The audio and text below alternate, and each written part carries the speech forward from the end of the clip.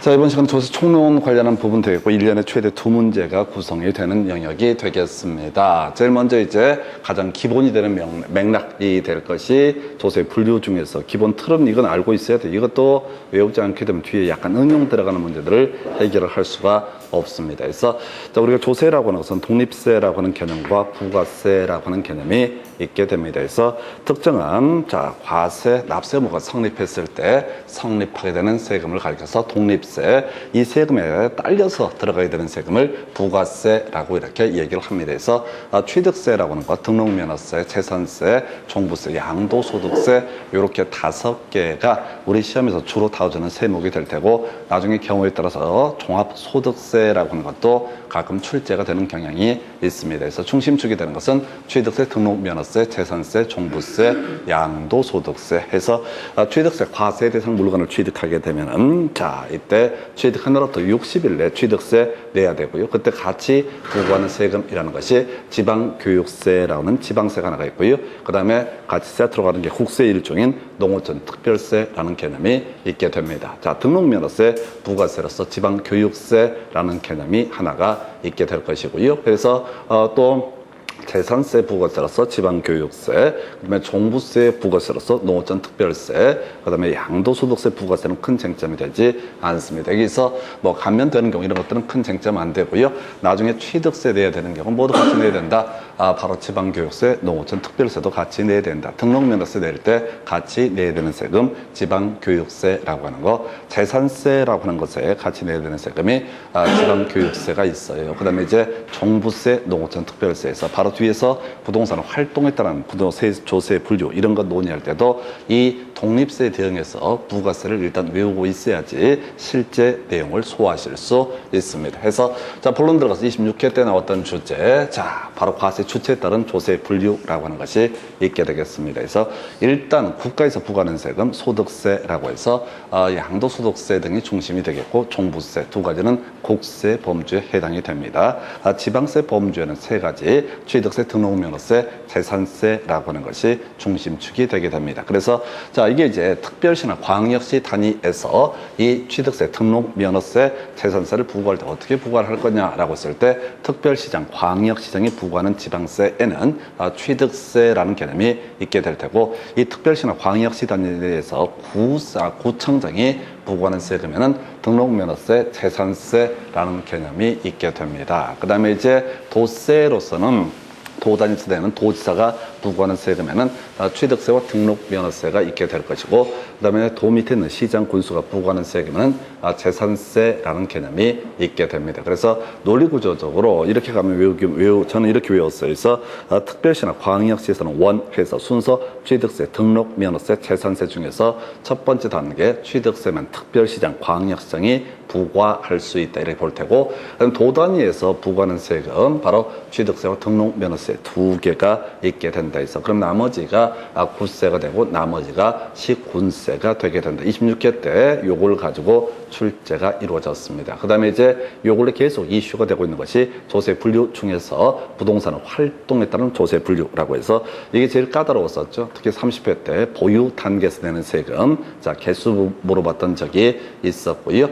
자, 먼저 취득 단계에서 내는 세금, 취득세와 등록면허세가 가장 기본이 되게 될 겁니다. 나중에 등록면허세는 약간 변수가 있긴 한데 일단은 취득 단계에서 부과하는 세금으로 분류를 하고요.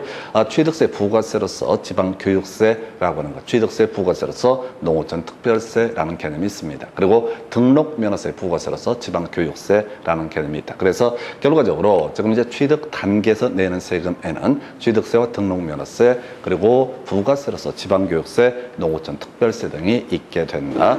자, 그리고 이에 대응해서 보유 단계에서 내는 세금, 작년 시험 문제 포인트가 됐던 것이고요. 일단 중심이 되는 것은 재산세라는 지방세가 보유 단계에서 내는 세금이 되게 된다. 그 다음에 또 하나가 종부세라는 국세, 이 양대축이 보유 단계에서 내는 세금이 될 테고, 우리 부동산 학개론에서 29회, 30회 연속 나왔던 주제도 보유 단계에서 내는 국세 뭐냐 이런 식의 문제를 구성하면서 종부세라는 화두를 가지고 구성을 했었습니다. 그래서 어찌됐든 보유 단계에서 내는 지방세에는 재산세라고 하는 것이 가장 중심축이 될 테고, 보유 단계에서 내는 국세에는 종부세라는 개념이 있게 된다. 자, 이게 기본 틀이 되는 거야. 해서 재산세, 부가세로서 자 지방교육세도 보유 단계에서 내는 세금이 될 테고요. 종부세, 부가세로서 농어촌 특별세라고 하는 것도 바로 보유 단계에서 내는 세금이 되게 됩니다. 근데 좀 특이한 것이 특정 지역자원 시설세라고 하는 것이 있게 됩니다. 그래서 얘는 거의 재산세와 거의 동일한 논리 구조로 돼 있어요. 그래서 건물을 가지고 있게 되면요, 화재 등이 발생했을 때 소방서에서 와서 불 꺼줘야 됩니다. 그때 그런 소방세 운영 등에 필요한 재원을 확보하기 위해서 부과하는 세금을 지역자원시설세라는 용어를 쓰게 됩니다. 지역자원시설세라는 개념을 쓰게 될 테고요.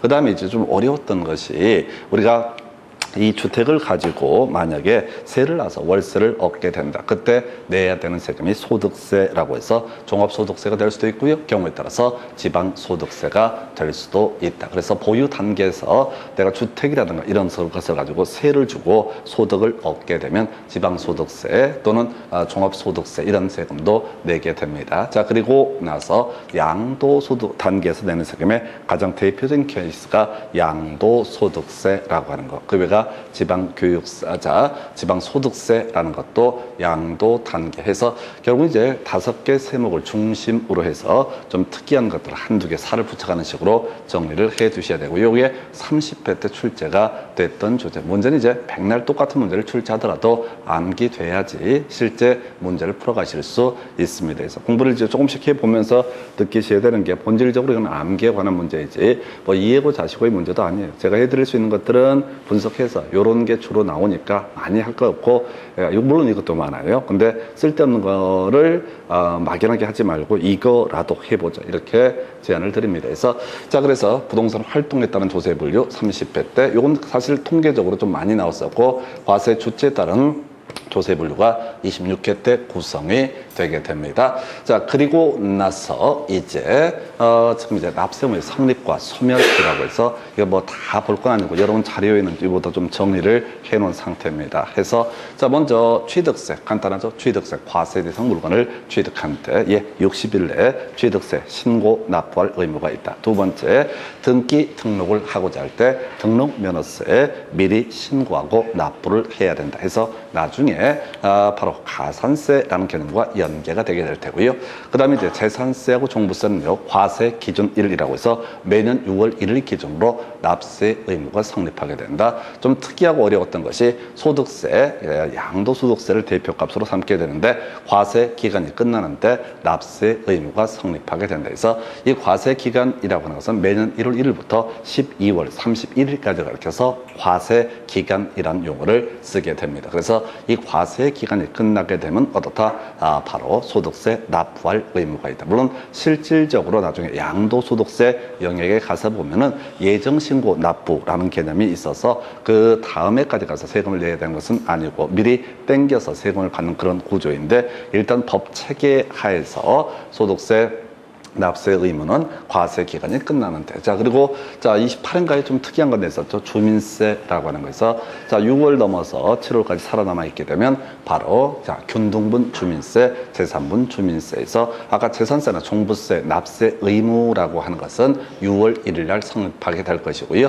그다음에 균등분 주민세, 재산분 주민세 바로 7월 1일 되게 되면 납세 의무가 성립하게 된다. 해서 하여튼 납세 의무의 성립이라는 주제 한번 구성됐었고 상당히 최근에 어렵게 29회 때인가 구성이 됐던 바가 있습니다. 그래서 자, 일단 이 정도를 외우고 가야 되는데, 자, 이 소득세 같은 것을 가지고 실제 문제 구성할 때 이런저런 소득세 다양하게 표현을 씁니다. 그래서 결국은 소득세에 있어서는 통통적으로 과세 기간이 끝나는데, 앞에 어쩌고 저쩌고 지방소득세가 됐든 무슨 소득세가 됐든 간에 바로 과세 기간이 끝나는 때 납세 의무가 성립하게 된다라고 할 것. 자, 최근 7년 동안 2번 나왔나요? 제척 기간 등을 중심으로 보는 납세 의무의 소멸이라는 주제가 하나의 포인트가 되게 됩니다. 그래서 일단은 자 취납 시제라고 하는 것부터 시작을 해야 되죠. 그래서 부과 처분이 취소가 됐다 안 나옵니다. 그래서 납부 충당 나오지 않습니다. 나와도 답이 되지 않습니다. 해서 자 세금을 내라고 했다가 어떤 이유가 있어서 부과 처분을 취소를 하게 되면 납세 의무가 소멸하게 된다. 내라고 했더니만 냈더니만 이때 당연히 납세 의무가 소멸하게 된다. 충당이라고 하는 것은 미리 국가나 지자체에서 돈을 더 많이 세금을 받아냈던 전제하에서 그걸 기존에 가지고 있던 걸 환급을 안 해주고 충당하는 경우가 있다. 역시 동일한 논리구조. 출제 포인트가 되는 것은 시효완성이라고 하는 것과 제척기간의 도과라는 개념이 있게 됩니다. 그래서 시효완성이라고 하는 것은 어떤 권리 행사 가능한 기간이라는 의미를 가지고 있죠. 제척기간과 유사한 구조가 될 텐데 일단은 공법상 채권의 소멸시효라고 하는 것은 5년으로 규정을 합니다. 그래서 이 도시개발법 이런 것들을 보게 되면 도시개발 채권의 소멸시효 원금 5년, 이자 2년 그게 특이한 거고 나머지 달리 얘기를 하지 않게 되면 공법상 채권의 소멸시효라는 것은 5년으로 보게 됩니다. 그래서 도시개발법에서 청산금 채권의 소멸시효 발생하고 나서 5년 내에 이 청산금 징수하지 않게 되면 시효 완성으로 소멸하게 된다. 해서 매년 6월 1일이 되게 되면 재산세 납세 의무가 성립하게 될 겁니다. 근데 과세관청에서 지자체에서 깜빡 놓치고 경우에 따라서 뭘 하는 경우 있다. 과세고지서, 납세고지서 통제를 안 하는 경우가 있다. 한 5년 지났다라고 하면 그 부분에 대해서는 더 이상 시효 완성으로 세금을 부과할 수 없다라고 하는 거. 요런 걸 이름하여 시효라고 얘기를 합니다. 그 다음에 제척기간이라고 하는 것은 요건 말씀 잘못드렸다. 세금을 부과했는데 5년 지나도록 세금을 내지 않게 되는데 그 과정에 압류 등의 과정을 통해서 이 징수를 미치 못했다. 그러면 이건 시효 완성으로부터 바로 이 납세 의무가 소멸하게 된다. 지금 방금 지적했던 것은 제척기간 얘기죠. 이 제척기간도 기본적으로 5년으로 상정을 하게 됩니다. 그래서 아까 재산세 납세 의무가 성립했는데 납세 의무자 이 사람에게 재산세 부과 처분을 해야 되는데 과세관청에서 깜빡 잊어버리고 5년 동안 지나도록 부과를 하지 않았다. 그러면 제척기간 도과라고 해서 이때 납세 의무는 소멸하게 될 것이다. 그런데 이제 특례라고 해서 주로 이제 신고 납부와 관련돼 있는 사안입니다. 해서 취득세라든가 등록면허세, 양도소득세는 납세 의무자가 알아서 신고하고 납부까지 이루어져야 되는 그런 사안이 되겠습니다. 그런데 7년이라고 하는 것이 나와 있죠. 그래서 이게 뭐냐면은 납세자가 취득세를 내야 되는데 취득세 과세 대상 물건을 취득한 날로부터 7년이 경과도록 몰래 숨겨놓고 등기도 안 하고 세금을 내지 않았다라고 하면 이때 7년 도과되게 되면 더 이상 취득세 부과할 수 없다라고 하는 거. 양도소득세, 자산을 사실상 유상으로 이전해서 양도소득이 발생했는데 이 납세 의무자가 아무런 조치를 취하지 않고 7년의 기간이 경과됐다. 그럼 더 이상 양도소득세 부과할 수 없다. 이런 식의 논리구조가 과세표준신고서를 제출하지 아니한 경우 그 제척기간 7년으로 보게 된다라는 의미가 될 테고 양도소득세 주로 문제가 되는 거죠. 부정 행위로 인해서 포탈 등을 한 경우에 이때는 10년 경과되게 되면 더 이상 부과할 수 없다 해서 다운계약서 이런 걸 썼다는 얘기죠. 다운계약서를 써서 10년이 경과가 되게 되면 기존에 세금 안 냈던 부분에 대해서는 더 이상 부과할 수 없다라고 해서 아무래도 취납시제 중에서 제척기간 얘기가 아무래도 덩치가 크게 될 테고요. 최근 나왔던 문제 중에서 상속 얘기하고요. 법인 합병 이런 것들 예시를 했었습니다. 그래서 취납시제 범죄는 상속이나 법인 합병 이런 것이 포함되지 않습니다. 그걸 가지고 법을 해석을 해서 푸는 것이 아니라 그냥 외워서 푸셔야 돼. 취납시제 대부분의 수험생들이 안 외우고 나서 또는 공부를 안 하는 거지. 그래서 듣고 나서 이해하고 나서 시험장 가서 문제를 풉니다. 그 간이 배밖에 나온 겁니다. 그래서 암기를 하지 않게 되면 전혀 답이 나오지 않습니다. 그래서 취납시제 기계적으로 가셔야 돼. 제가 세법을 다 모아서 토탈 한 6, 7시간 정도에 다 끝내드리게 될 텐데 이걸 계속 들으라고 계속 들으면서 한 100번 들으면 사람 새끼면 이거 못 외울 수가 없어요. 100번 안 가도 10번만 들어도 거의 다 외워요. 물론 바쁘겠죠. 힘들겠죠. 그래서 안 해. 그럼 아무 소용없어. 공부를 해봤자 고생만 개고생을 하고 결국 안 좋아요. 그래서 취납시제 가능한 머리끝 짜서 막 외우시라고. 이게 제일 좋은 방법이야. 어제 우리 딸내미 또 가르치는데 이해가 잘 안 되는데 뭘 이해가 안 되긴 개뿔한데 그걸 누가 이해해? 의문의 구조에 대해서. 근데 이제 대가리를 다 따서 외워버리니까 그냥 저절로 이해가 되는 거예요. 근데 사람들이 더럽게 공부를 안 한다고. 왜? 자꾸 이해될 때까지 기다려. 죽을 때까지 기다려봤자 절대 이해 안 돼요. 먼저 암기하고 나서 공식 취납시제 외워놓고 나서 그 다음에 그냥 고민을 하든가 말든가 이렇게 가셔야 돼. 그래서 실질적으로 시험 문제를 풀어갈 때는 납세의무 소멸사유 인것끼리 연결하셔 아닌 것끼리 연결하셔. 그러면 이거는 실질적으로 공부가 제대로 된 사람 같으면 한 10초 안에 다 풀게 돼 있어요. 외웠으면 10초 안에, 백날 안 외웠으면 몇 분이 걸리든 간에 그걸 절대 풀 수가 없어요. 안 외우면서 어떻게 날로 먹어보겠다. 아무 소용없는 짓거리입니다. 그래서 취납시제, 납세음의 성립 소멸시기, 취납시제 일단 외운 상태로 가시게 되면 이런 식으로 하면 세법에서 많아봤자 대략 한 30개, 40개 될 거예요. 근데 그게 하다 보면 나중에 저절로 외워지는 영역이 있으니까 몇 개 남지 않습니다. 그래서 하여튼 납세음의 소멸이라는 주제 보셨고요. 그 다음에 요걸로 이제 묶어서 많이 구성되는 영역 중에 하나가 자, 과세 처분에 관한 주제. 요 한참 많이 우려먹고 있습니다. 그래서 자, 과세 처분에 있어서 하나의 쟁점이 가산세라는 개념이 있게 됩니다. 그래서 가산세라고 하는 개념이 이런 식이죠. 신고, 납부를 해야 되는 세목에 있어서 사람들이 자, 성실하게 신고 또는 납부를 하지 않는다 또는 적게 신고를 하게 된다 이런 경우가 발생했을 때 소위 자 성실한 신고 납부 등을 유도하기 위해서 성실하게 신고하지 아니한 사람 이런 사람에 대해서 세금을 추가적으로 뜯는 제도를 가산세 제도라고 부르게 됩니다. 그래서 이 가산세 제도 얘기는 나중에 취득세에서 중가산세라는 개념이 하나의 이슈, 등록면에 있어서도 가산세라는 개념이 하나의 이슈가 되게 될 테고 그 다음에 나중에 양도소득세에서도 가산세 공통적으로 종합부동산세에서도 신고 납부를 채택했을 때 최근 시험 문제에서 과소신고 가산세라는 개념이 문제가 되게 된다. 아예 신고를 하지 않았다. 그걸 우리가 무신고 가산세라고 부르게 됩니다. 신고를 해야 되는데 원래 내야 될 세금보다 적게 내려고 과소하게 작게 신고했다. 그걸 과소신고 가산세. 그 다음에 이제 납부 불성실 가산세라고 해서 신고만 해놓고 납부를 하지 않는 경우가 있다. 그럼 역시 일정한 세율을 적용해서 그 세목으로 해서 또 추가적으로 세금을 부과를 하게 된다. 해서 자 보게 되면은 무신고 가산세 하나만 기억하는 거죠. 100분의 20이라고 하는 거. 최소한 지금까지 문제에서는 무신고 가산세 100분의 20 하나만 갖고 끊임없이 우려먹고 있습니다. 물론 이게 사기 등이 매개가 되면 100분의 40이고요. 과소신고 가산세 등은 기본적으로 100분의 10인데 사기가 매개가 되면 100분의 40이다. 그래서 일단 틀 자체를 가산세에서 가장 중심이 되는 게 무신고 가산세 100분의 20. 원칙적으로 얼마? 100분의 20이라고 하는 거. 외워야 돼, 외워야 돼. 머리가 폼이 아니야. 외워야 됩니다. 그래서 이렇게 외워두시고 나머지 디테일한 내용은 크게 따지지 않습니다. 그래서 나중에 종부세에서 우리 12월 15일까지 보통 징수의 방법으로 종부세를 뜯어내게 됩니다. 자, 그런데 만약에 이 사람이 뭐를 하게 되면 지금 이제 신고 납부를 선택하게 되면 자기가 과세표준세액을 결정을 할 수 있는데 그 과정에서 작게 신고를 하게 되면 그 사람에 대해서 과소신고 가산세라는 것이 문제가 되게 된다. 또 이런 것도 있게 됩니다. 자, 등록면허세 가서 보게 되면요. 원래는 신고하고 납부를 해야 되는데 납부만 하더라도 신고하고 납부한 것으로 본다. 해서 무신고 가산세 등은 부과되지 아니한다. 이런 주제가 나오게 될 테고요. 나중에 세법에서는 이런 게 이슈가 됩니다. 중가산세라고 해서 미신고 전매했을 때 따로 신고를 하지 않고 전매, 자 중간 생략 등기를 한 이런 사안이 걸리게 되면 100분의 80에 해당하는 중가산세가 부과가 되게 될 것이고요.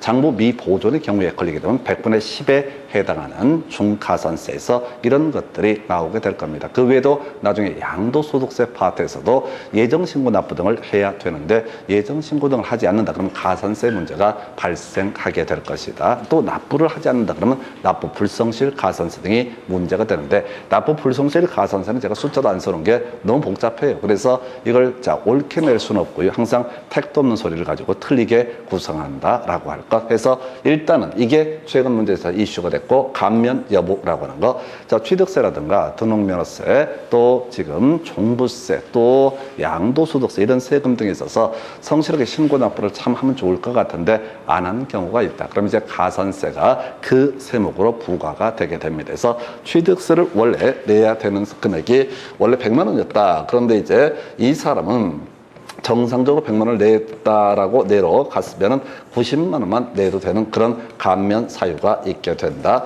근데 이 사람이 신고 납부를 안 했어. 아무것도 안 했어. 나중에 걸렸어. 그러면 이제 무신고 가산세 100분의 20에서 120만 원 이렇게 가야 될 텐데 이 부분 10% 100만 원 부분에 대한 10만 원 부분은 어떻다 빼주게 된다. 근데 가산세 부분에 대해서는 어떻다 감면 대상에 포함시키지 아니한다. 외우셔야 된다고. 이해가 안 되면 외우시면 돼. 가산세는 어떻다 감면 대상에 포함시키지 아니한다. 그래서 이게 과거에 과선세는 감면대상에 포함시키지 아니한다를 가지고 출제가 이루어졌고요. 그리고 그 다음 단계에서 무신고 과선세 100분의 20이라는 주제가 출제가 됐습니다. 벌써 한 7, 8년 됐거든요. 그럼 남아있는 주제 바로 뭐라고요? 과선세는 감면대상에 포함시키지 아니하는 것으로 한다. 이것도 이제 하나의 이슈가 될 겁니다. 해서 지금 가산세 관련해서 뒤에서 이제 개별 세목에서 공부를 하는 건 별개의 문제로 가산세는 감면 대상에 포함시키지 아니한다라고 할 것.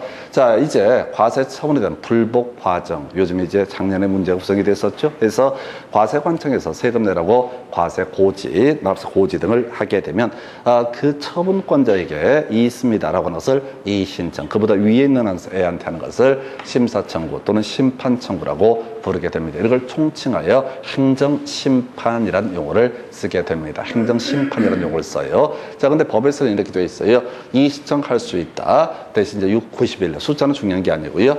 문제는 이 신청을 거치지 않고도 뭘 할 수 있다.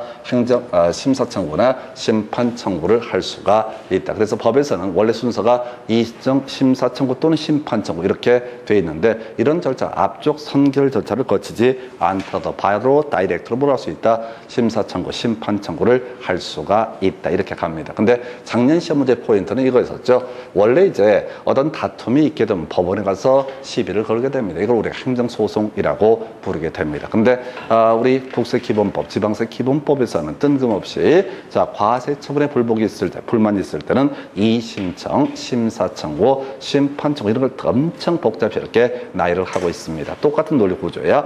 자, 이런 이신청, 심사청구, 심판청구를 거치지 않고도 바로 뭘 할 수 있다? 행정소송을 제기할 수 있다. 작년 시험 문제 포인트가 됐던 주제. 그래서 지금 남아있는 건 그 전 시험에서 이슈가 됐던 집행부정지라는 개념과 연계되는 주제가 중요 이슈가 되게 됩니다. 그래서 자, 이렇게 가볼까요? 과세 처분에 대해서 내가 납세 의무자다라고 했을 때 딱 억울하면 이의신청할 수 있고요. 경우에 따라서 심사청구, 심판청구 이 절차 다 거쳐도 됩니다. 그리고 또 억울하면 바로 법원에 행정소송을 제기하는 것도 가능합니다. 그러나 이런 이의신청, 심사청구, 심판청구, 행정소송과는 전혀 무관하게 세금은 얻어다 내야 된다라고 하는 거. 세금을 일단 낸 다음에 이기면 얻어다. 그걸 환급을 받는 이런 시스템이지 이의신청할 때는 세금을 안 내도 된다 이런 얘기는 아니에요. 그걸 우리가 집행부정지의 원칙이라고 부르게 됩니다. 집행부정지의 원칙. 그래서 행정심판을 제기하든 행정소송을 제기하든 이와는 전혀 별개 문제로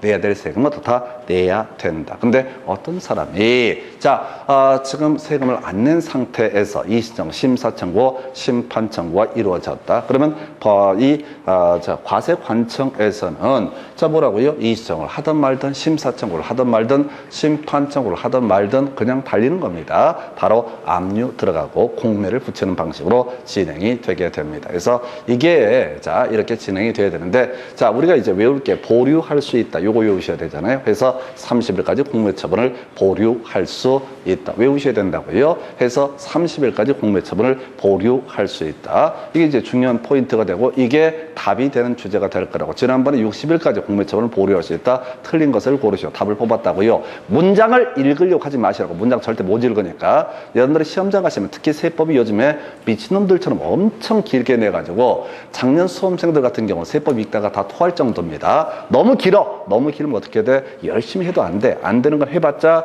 아무 의미가 없는 거야. 그런데 이런 문제들도 거꾸로 가는 거예요. 거꾸로. 뒤만 딱딱 끊어서 외우게 되면 앞에 길고 복잡한 조문들을 전혀 모르더라도 다 답을 맞출 수 있게 구성을 해요. 그래서 항상 지문 자체 주어, 수로, 주어, 수로 아니 서술어만 보면 되는 건데 서술어만 보면 되는 건데 굳이 불안하면 주어, 수로 이렇게 끊어가시라고 해서 30일까지 공매처분을 보류할 수 있다. 이건 어떤 얘기냐면 과세 처분이 지금 이루어진 상태입니다. 그리고 이 사람은 이의신청이나 심사청구, 심판청구를 하고 있는 상태입니다. 아직 세금은 납부를 하지 아니한 상태입니다. 자, 그래서 이의신청의 결정처분 등이 중간에 나오게 된다. 근데 이미 과세관청에서는 압류해서 공매 붙이려고 만반의 준비를 갖추었다. 그런데 이번에 이의신청 결과가 나왔다. 누가 이겼다는 얘기야? 바로 과세관청이 이겼다는 얘기입니다. 만약에 자 납세 의무자가 이겼다라면 부과처분 취소가 이루어질 테니까 공매 당연히 못 붙이는 거고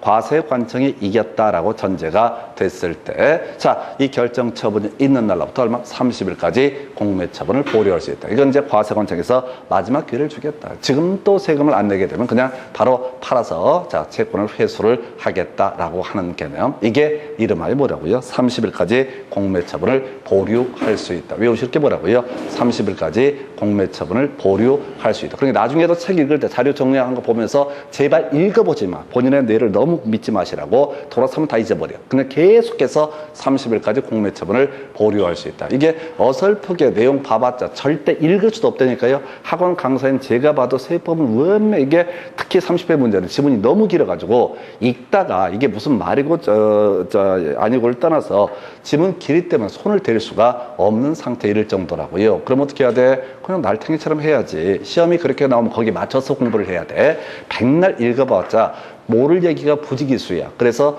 결국은 세법하고 공법의 기본 특징 자체가 답은 다 유형화되어 있고 정해져 있고 나머지를 겁나 흔들어주는 식으로 출제가 되게 됩니다. 이게 이제 구질구질한 법이다 보니까 그렇게 가는 거예요. 자, 쟁점 정리하겠습니다. 자, 행정심판이라는 거 법이 정하고 있는 거 앞에 선행 절차 거치지 않을 수 있다. 중요 쟁점 아니고요. 행정소송 작년에 나왔던 거 행정심판 과정을 거치지 않고도 다 행정소송 제기할 수 있다. 그리고 30일까지 공매처분을 보류할 수 있다. 이렇게 가고요. 자, 지금 이제 조세청론에서 마지막 주제가 되게 될 것이 바로 이 얘기가 되겠습니다. 그래서 체납처분 총 3가지 이슈가 다 출제가 됐습니다. 그래서 자, 세금을 내지 않으니까 과세관청에서 그 재산 팔아가지고요. 자, 어떻다? 자신의 채권 회수, 조세채권을 회수하려고 할 것이다. 그래서 자, 먼저 이슈가 되게 되는 게 바로 해당 재산 자체에 대해서 부과되는 조세라고 해서 자, 해당 재산 자체에 대해서 부과되는 세금이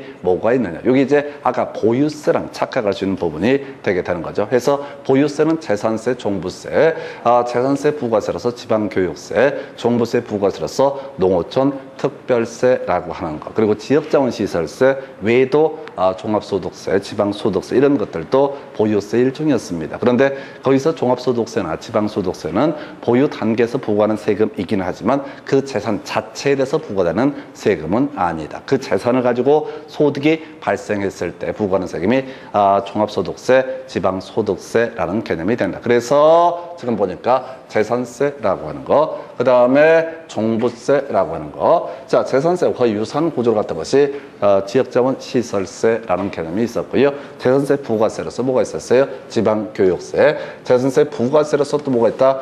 바로 종부세 부과세로서 농어촌 특별세라고 하는 것이 있다. 그래서 자, 그 재산 자체에 대해서 부과되는 세금 이걸 외우셔야 된다고. 그래서 이것은 선순위 담보 물권자보다도 다 우선 징수한다. 자, 가볼까요? 갑소유 X 부동산에 대해서 을이라는 사람이 저당권을 가지고 있다. 경매가 진행되면 얘가 제일 선순위에 있기 때문에 말소 기준 권리가 되게 될 테고 얘부터 배당을 받는 게 일반적인 모습. 그런데 이 X 부동산 자체에 대해서 국가라고 하는 것이 종부세 를 부과를 했다라든가 또는 지자체에서 재산세를 부과를 해서 세금을 내지 않으니까 요거 경매 공매에 달라붙게 된다라고 한다라면은 그 재산 자체에 대해서 부과된 세금이 먼저 징수가 되고 저당권자가 다 후순위로 배당을 받게 된다라는 의미가 되게 됩니다. 그래서 취득세라든가 등록면허세 이런 것들은 그 재산 자체에 대해서 부과되는 세금이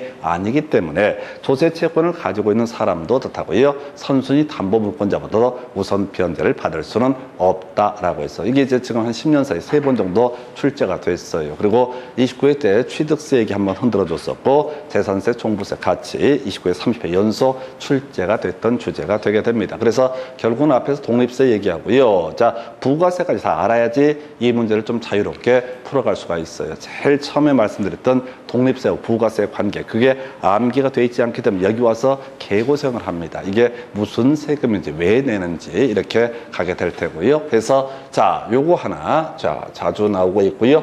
자, 29회 때 한 번 나왔던 거, 조세채권의 순위라고 하는 거. 자, 지금요, 자, 국가나 지자체가 어떤 사람한테 도움받을 권리가 있게 됩니다. 세금을 받을 권리가 있는데 세금을 내지 않는다. 그러면 경매나 공매 문제로 넘어가게 될 겁니다. 자, 그런데 이제, 자, 담보가 있는 채권이 제1순위로 배당을 받게 된다. 그 다음에 이제 두 번째가 암면 조세채권이라고 하는 거, 세 번째가 교부청구한 조세채권에서 조세채권 간에는 이 순서에 따라서 다 배당이 이루어지게 된다. 앞서 위에 X 부동산에 대해서 예를 들어서 A 지자체라고 하는 사람이 지난번에 세금 받을 게 있어서 여기다 압류를 하고 공매를 붙이려고 했었는데 A라는 사람이, 자, 갑이라는 사람이 이런저런 사정이 있어서 지금 당장 세금을 내지 못하니까 팔지 말고 거기다가 근저당권을 좀 설정해서 조그만 말미를 달라라고 했을 때 이 A 지자체에서 여기다 뭘 설정한다고요? 근저당권을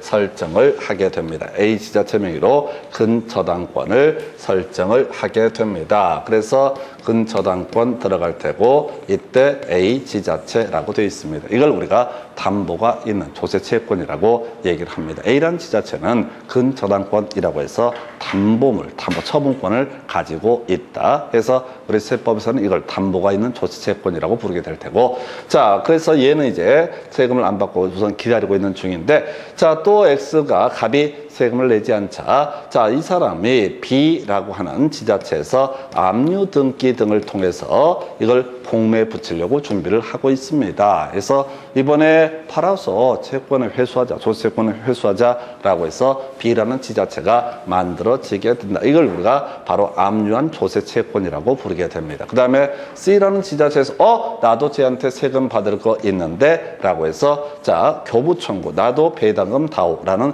교부청구를 하게 되면은, 자, 교부청구가 있는 조세채권이 그 다음 순위. 그래서 조세채권 간의 우선순위라고 하는 거, 담보가 있는 조세채권 먼저 배당받고요. 두 번째, 지금 압류한 조세채권, 그리고 세 번째가 담보가 있는 조세채권, 이런 순서에 따라서 배당을 받게 된다. 29회 때 나왔던 주제. 그래서 지금 제가 드리는 말씀들은요, 진짜 숙달되셔야 됩니다. 숙달돼야지 문제를 푸는 거지, 듣고 나서 이해한다고 해서 전혀 문제를 풀 수는 없어요. 표현만 조금만 바꿔도 움찔움찔 하거든. 그래서 방법이 뭐냐면 계속 단순 반복해서 이것만은 알고 가자. 예를 들어서 머리 끝자를 따서 만들어도 좋아. 담압교 뭐 이런 식으로 가도, 이게 이해가 안 되면은 담압교 이런 식으로 머리 글자를 따서 외우시라고. 그냥 멀뚱멀뚱하고 있어봤자 아무 소용이 없어요. 그래서 어느 쪽이 됐든 간에 순서를 따져 묻는다. 자, 이게 조세채권 간의 배당 순서라는 개념이 되게 될 것이고요. 그리고 나서 또 하나가, 자, 지금 이제 하나의 독자적인 세금 등을 기준으로 해서 배당 순서 보게 되면 제일 먼저 압류 처분에 소요되는 비용, 강제 집행에 소요되는 비용을 제일 먼저 배당을 받게 됩니다. 그리고 나서 두 번째 단계가 그 세금, 조세가 되게 됩니다. 그리고 연체료에 해당하는 가산금이라고 하는 것이 제일 마지막 단계에서 배당을 받는다. 우리가 민법에서 저당권 얘기를 하게 되면 저당권으로 담보하는 채권이라고 하는 거, 제일 먼저 나왔던 것이 저당권의 실행 비용이라고 하는 게 있었고, 원금과 이자와 그 다음에 위약금이라는 개념이 있었고, 그 다음에 1년간의 지연 배상, 이런 것들이 저당권으로 담보되는 피담보 채권의 범주가 되게 된다. 그런 것처럼 여기서도 제일 먼저 배당하게 되는 것이, 자, 강제 집행비용 또는 체납 처분비라는 것을 제일 먼저 배당을 하게 될 것이고요. 그 다음에 그 세금, 조세가, 국세가 됐든 지방세가 됐든 세금, 그 다음에 이제 연체료에 해당하는 개념을 가산금이라고 부른다 해서, 자, 조세채권 간의 배당 순서하고요, 자, 하나의 세금 자체 내에서의 배당 순서 모두 시험 문제 답이 됐던 바가 있습니다. 그래서 이 정도가 조세 총론에 관한 주제가 되고, 잠시 끊었다 다음 주제 설명드립니다.